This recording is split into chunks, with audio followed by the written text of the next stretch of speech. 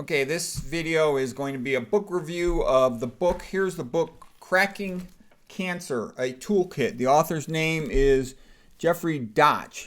It's Jeffrey Dach there, or Doc, he's an MD. The thesis of this book is, can old cheap drugs work as well or better than expensive chemo? And first of all, let me tell you something. I am not a cancer doctor. I am not a cancer doctor. I used to work primarily as an interventional radiologist, imaging guided surgeon, and now I work primarily as a neuroradiologist. I do a variety of other things, but that's the main thing I do. Why am I talking about cancer? Well, I have been around cancer as a physician for many, many years. My mother died of cancer, and that especially got me interested in reading about it. People ask me questions about cancer all the time. Every week I get a bunch of questions about cancer. So I'll occasionally read books about it. And what can I say about this book? First of all, I think that there's a bit of a simpleton mentality with cancer. There's sort of everything's backwards on my webcam compared to when I think in my mind. What I'm getting at here is people think that you get a disease and then you take a drug for it, and that's what medicine is. Drugs are part of medicine, but there's a lot more to medicine than that. It's kind of like if you go to the 1700s, they think a disease means you get a phlebotomy. Well, it's not necessarily so nowadays. There's a lot more you can do than a phlebotomy. There's a lot more than you can do than drugs. So anyways, what's good about it, the guy look at all these pages in here with all these references, everything. He studied every little drug you could use for treating cancer besides chemo. How well does it work? I will leave that up to someone else who does more research. It would be nice for someone to do more research on it. Okay, am I going to stop there? No, there's actually something interesting. It motivated me to read a little bit about the pathophysiology, which ends up being pretty useful. Trust me, if you have cancer or know anybody with cancer, I think it's well worthwhile to know about these things. I'm not going to treat anybody's cancer. I'm not telling you what to do with your cancer, but I'm just going to tell you this. In my experience, the average stupid person always just goes with the knee-jerk reflex or whatever the standard is. Well, it's like, being a student in school. If you do what everyone else does, you're average, okay? If you want to be really good, and in this case, you'd want to be really good because your life's at stake, there's a lot you can learn about cancer. So first of all, you have to know the theories. Theories guide everything, so you want to know this stuff, and it's real simple. Somatic mutation theory, SMT, is totally overrated. That is the traditional way of looking at cancer, and it's been largely debunked by the Genome Atlas project, which showed that the pattern of mutations is largely random. Okay, and it seems to be a downstream effect after the metabolic events occur. The best book, I think, for reading about that would be Tripping Over the Truth by Travis Christofferson about the metabolic changes in cancer. The next theory of cancer is the trophoblast theory of cancer. This was discovered by John Beard. It was popularized by Nicholas Gonzalez. And this has to do with the placenta being like a cancer. It grows into the uterus. It's infiltrative. It stimulates its own blood vessels to form. It gets bigger and bigger, and all of a sudden it stops growing. It stops growing right around day 56 when the pancreas forms. And you say, well, why does the pancreas need to form? That's early because the baby's getting nutrients from the mama, so why have a pancreas? And Beard and Gonzalez think the pancreas forms early because somehow the pancreas enzymes circulate through the blood and they inhibit cancer behavior of the trophoblast, of the placenta, and that they can do the same thing to cancer cells. Is that true? I don't know. Does it maybe contribute? Maybe. Gonzalez claims small but significant improvements in cancer outcomes. Not really small, moderate improvements. At a 3-year survival of pancreatic carcinoma, he claims that he had a 36% survival instead of just 6%. So that would be a 6-fold increase, which is a lot. Still, 36% in 3 years, that's not that many. It's only a third of patients basically surviving. Pancreas cancer certainly is one of the most aggressive cancers. So anyways, and then they say, well, what's the rationale for the trophoblast theory? What else can you say about it? Well, if you look at the intestinal tract, lots of cancers in the esophagus, distally near the stomach, a lot of stomach cancers, lots of colon cancers. How come there's hardly any small bowel cancers? And there really are. There's 50 times more cancer in the large bowel than in the small bowel. And the theory is that because the pancreatic enzymes are preventing cancer growth along the lining cells of the small bowel, the epithelium, the enterocytes. All right, so maybe that's related. Infection inflammation theory of cancer. Cancer can behave like an infection. To some extent, that's what cancer is. It's like a multicellular organism cell that says, I don't got enough oxygen, screw this, I'm going to de-differentiate, become like an anaerobic bacteria, no longer going to interact with the rest of its organ system. For example, a liver cell is part of a liver cell. It has to do what all the other liver cells do. They make bile to excrete for the gallbladder, for digestion. They detoxify things. They maintain blood glucose level. That's what a liver cell does. But when it's hypoxic, not getting enough oxygen, a liver cell might say, screw this, I'm either going to die, go into apoptosis, or I'm going to recycle myself, or I'm going to just become cancer, okay? So that is, by the way, the Warburg effect, whereby a cell will turn into cancer when it doesn't have enough oxygen. That's a super important thing. We're going to come to that in just one moment, but I'm going to get to something that I think is even more interesting. When you got an infection, that infection stirs up a lot of inflammation and scar tissue. Scar tissue is often called fibrosis. And the point is that scar tissue and inflammation will decrease the oxygen getting to the adjacent cells of the organ. Let's say you have a liver infection, hepatitis B, hepatitis C. The point I'm making is that infection and the associated inflammation and scarring, fibrosis, can cause decreased oxygen to arrive at the adjacent liver cell. That hypoxia might cause that liver cell to become cancer.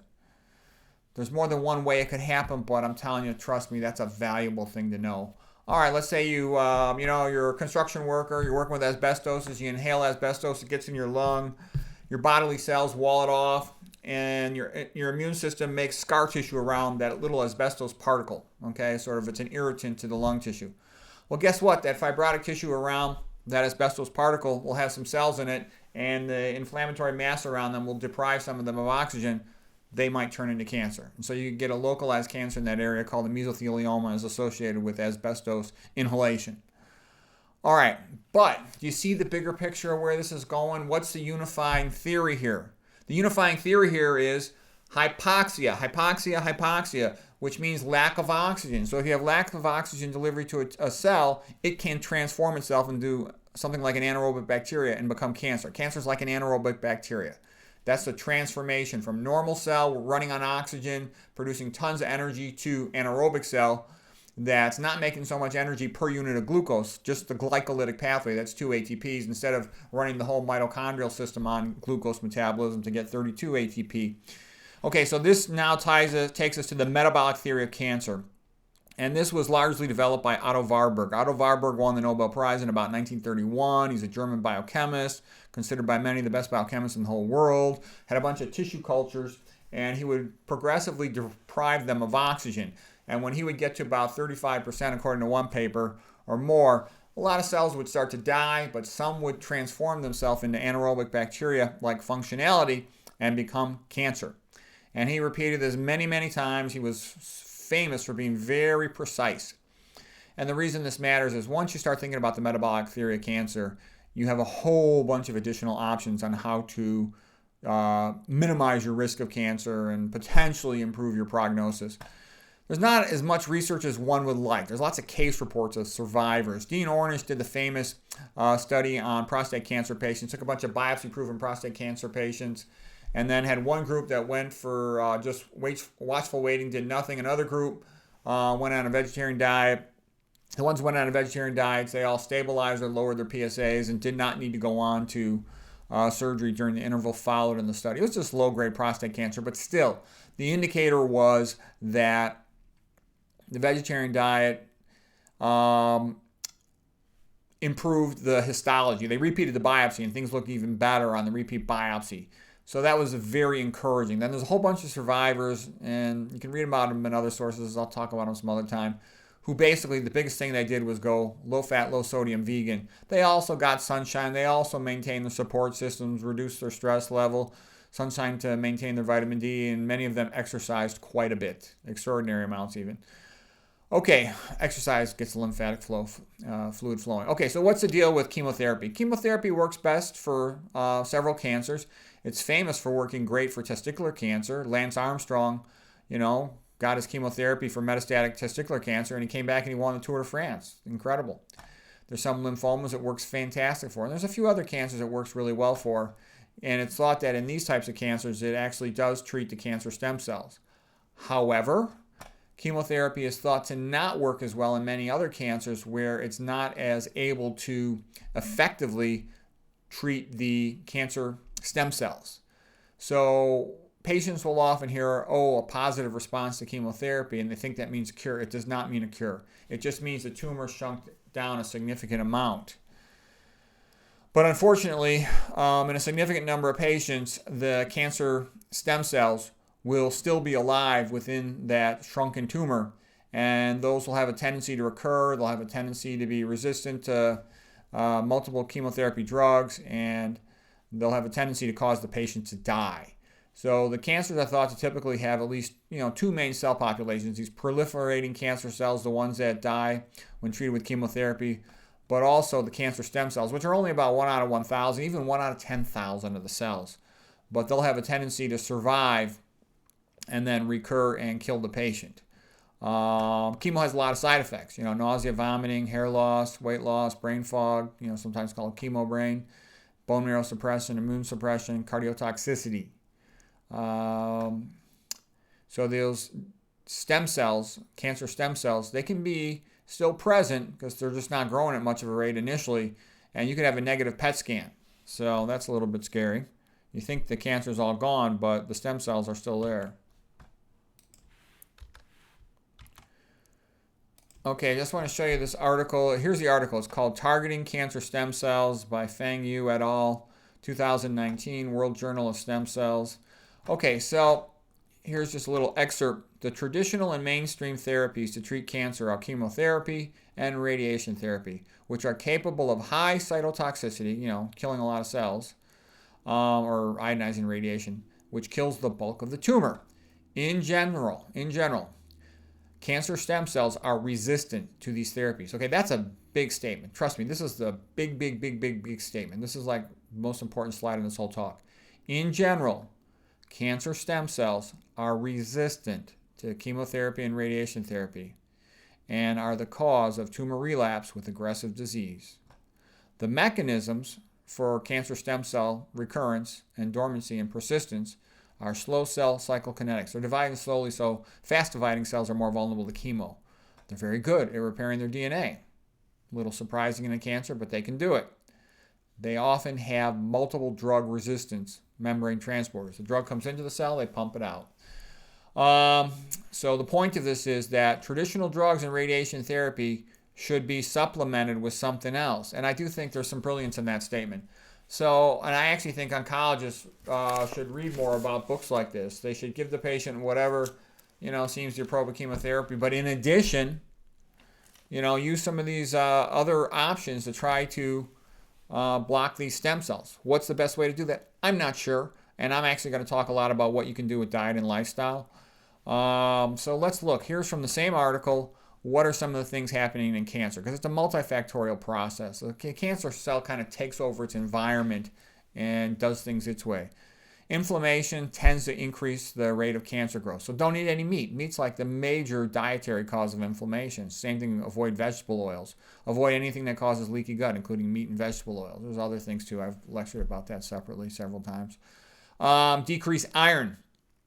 Iron especially comes from meat, but also fortified foods or multivitamin supplements with iron in there. You don't want it. It increases oxidative stress and inflammation, increases your risk of the cancer progressing. Avoid leucine. Leucine is especially present. The amino acid composition of meat is different. A lot more leucine, a lot more methionine. So that's another reason not to eat meat. Methionine is an essential amino acid needed by the cancer to grow. So you deprive it of methionine, you got a chance to slow down that cancer's growth. You deprive it of leucine, you're thus removing a growth factor stimulant, in a sense, to activate mTOR. mTOR is a nutrient sensing pathway, like a contractor getting ready to build a building. A waste slide has all the building materials available, and especially leucine tends to be the rate limiting step. So when leucine is available, it's like a branched chain amino acid. It'll tell the cell to divide, undergo mitosis, to replicate. Okay, avoid advanced glycation end products because they can damage the extracellular matrix and create a surrounding milieu around the cancer cell more favorable for cancer growth. So we talked about avoiding AGEs, avoid high-fat foods, avoid meats, avoid high-fat foods also so you don't get insulin resistance leading to blood hyperglycemia. So eat a very low-fat diet. Avoid GP and F-. Only eat organic. Have at least a carbon water filter in your house, but really you need reverse osmosis in your kitchen to get all the F- out. Well, to get most of the F- out from your water. You don't want hypoxia, so avoid sodium. It's a major vasoconstrictor, decreases the blood supply to a tissue, increasing the likelihood that tissue will become hypoxic, be deprived of oxygen. Eat a very low-fat diet. Higher the dietary fat, the higher the blood lipids, and the higher the in general, and the more likely to have a tissue hypoxia effect from blood sludge or rouleau formation. Plants give you the vasodilators, which are what you want, potassium and magnesium, so they're your friends. So these are all things you can do to decrease these mechanisms by which cancer grows and spreads. We'll see some more on the next slide. Okay, so here's how cancer spreads. First of all, you start out with a tumor and it gets into these lymph nodes. So you want your lymph nodes to function well. You want your immune system, circulating cells to function well. Best thing is exercise. When you exercise, those immune systems, it squeezes and pumps the lymphatic, just like your calf muscles pump your leg veins to get the blood up to the heart. When you move that lymphatic fluid around, you will see that your immune system functions better. Take a look at Ruth Hydrich, PhD, world famous metastatic breast cancer survivor. What was the big thing she did?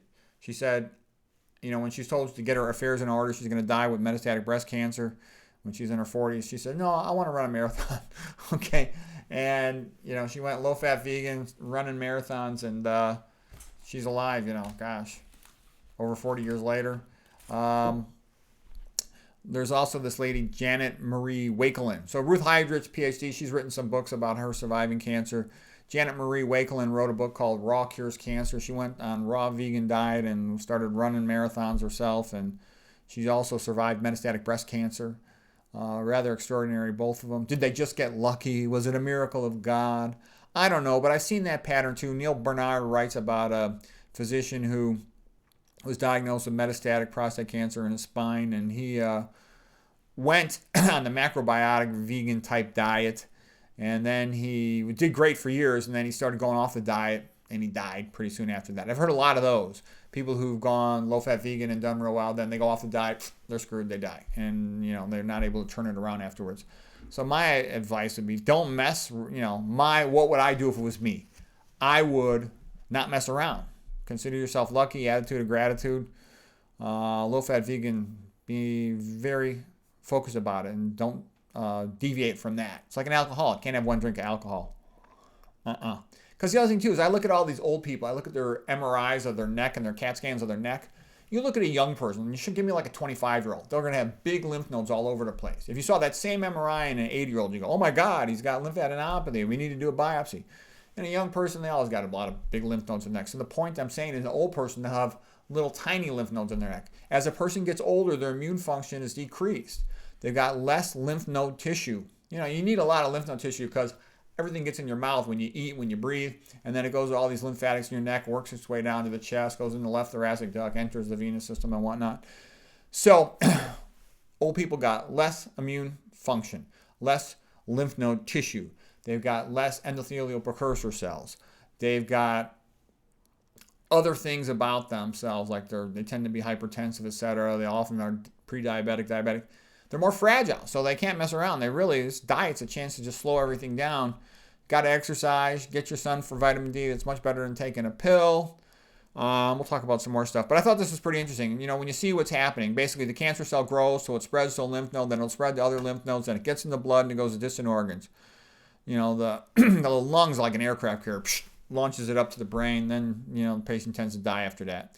The liver often is a site for metastasis.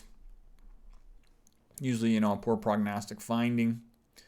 So doing these things like I talked about, avoiding any type of thing that's going to cause hypoxia can help prevent you getting metastatic disease. Oh, why do I say low sodium? Because when you eat a lot of dietary salt, not only do you get the vasoconstriction from the sodium, you also have the effect that chloride is an anion meaning negatively charged, Cl-. It's a halogen. And so what that does is you have to balance all the ions in your blood. So when you have excessive amounts of dietary chloride, it's going to displace your bicarbonate. Bicarbonate is your buffer, pH buffer for the acidity of the blood. So excessive dietary sodium chloride with the chloride is going to cause a low-grade metabolic acidosis. Acidosis favors cancer growth. You don't want it. Okay, that's why you want good blood delivery, Hero 2. Hypoxia leads to acidosis, favors cancer growth. All right, so now what's this about? Avoid platelet stimulation. The S with a line through it means stimulation in our case, or activation. Activated platelets can climb around a cancer cell and hide it from the immune system and increase the likelihood of metastases. So anything that causes psychological stress will activate the platelets. Stress equivalent, sleep deprivation, and caffeine, dietary caffeine will increase platelet aggregation. The other thing too is, sleep deprivation. People who work, night shift in their middle age, they're more likely to get cancer. That's pretty well known. I'm guessing it's because it messes up their circadian rhythm. They don't sleep enough.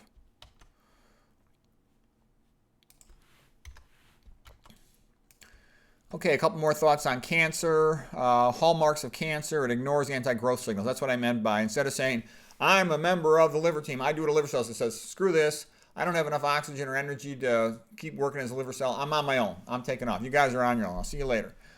All right, so it ignores anti-growth signals. That's one. Number two, hexokinase. Instead of having regular hexokinase, you're going to get hexokinase 2. It's a subtype of the first enzyme in glycolysis, and it will attach itself to the mitochondria, the outer mitochondrial membrane, right next to something called the VDAC, voltage-dependent anion channel. All right, and the significance of this is that it will now prevent apoptosis, because mitochondria is key for apoptosis, going into programmed cell death when have hypoxic conditions. So the cancer cell becomes immortal.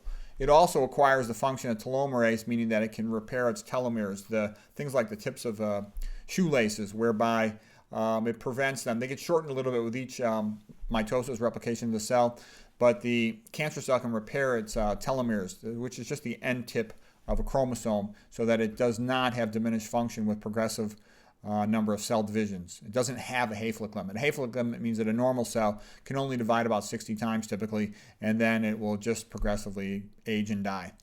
All right, so with metabolism in a cancer cell, you're going to be producing a lot of lactic acid. You pump out the lactic acid, it can get recycled in the liver to glucose. It can also cause an acidosis around the cancer cell, that surrounding milieu, the area around the cancer cell milieu. When that's acidotic, that favors the growth of the cancer cell and inhibits the growth of the surrounding cells. It also inhibits the function of the immune system. So the immune system can't find the cancer and remove it. Normally the immune system treats cancer like, almost like a bacteria. It kills it, and incites those cells to die so that prevents the body from having cancer. I think the way to think of it is everybody has some cancer cells in their body, and the immune system just takes care of them. That's normal. And that's why you should want to optimize all your habits, health habits and diet habits, so you'll decrease the likelihood it ever becomes clinically significant with you. Other things stress can do that potentially increase cancer growth. It can elevate blood glucose level, blood lipid levels, causing insulin resistance, catecholamine siderophores, sidero-iron phores to transfer, potentially facilitating the transfer of iron to the cancer. I'm not sure about that, but it would make sense that it could, because it does that with bacteria. That's partly why you're relatively immune suppressed when you're stressed out, and it's not good to be stressed out on a chronic basis for long amounts of time.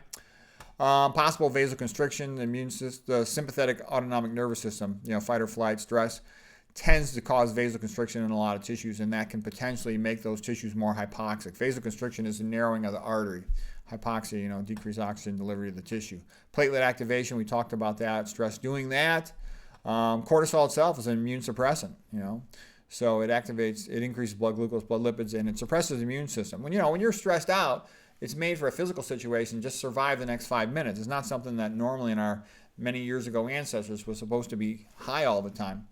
Cancer cells are very high in iron, so that's another reason to avoid meat, because meat's high in iron in general, especially red meat, for example, because that increases oxidative stress, and the cancer cells need it to grow. You deprive them of iron, you can help deprive them of growth. Just like we sequester iron in our bodies to prevent bacteria from growing. Bacteria need iron to grow. And a cancer cell is a little bit like an anaerobic bacteria. We talked about methionine being an essential amino acid that's much more present in meat than in plant foods. So by avoiding the meat, you also lower your methionine levels.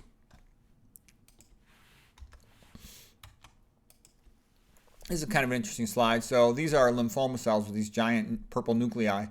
And these little circular dots around them are platelets.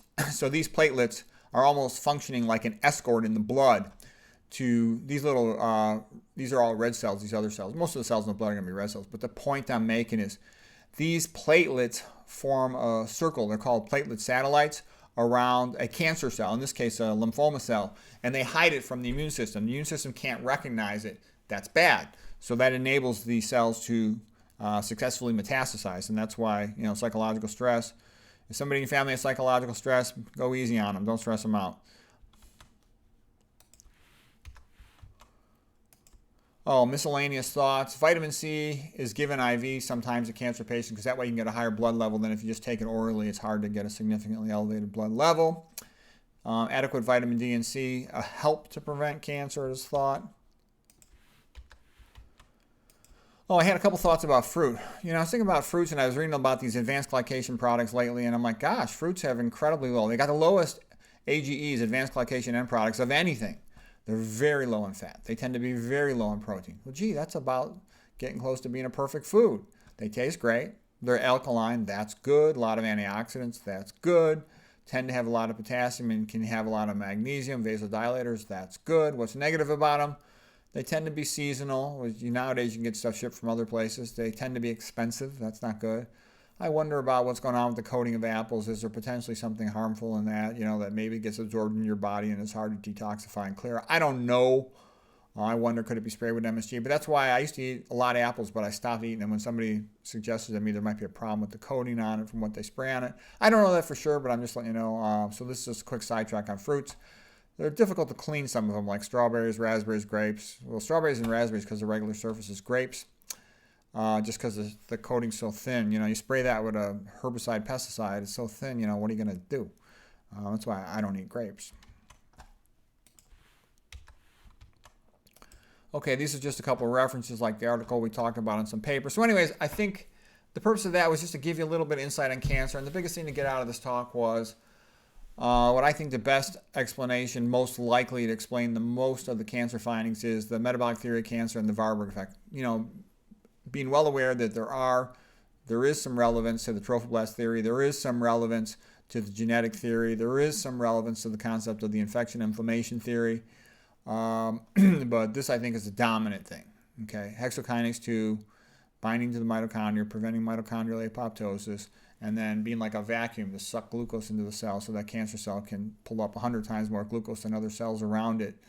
We talked also about how psychological stress, caffeine, can increase platelet activation and several other things that can potentially make cancer growth more rapid. So anyways, hope that was interesting.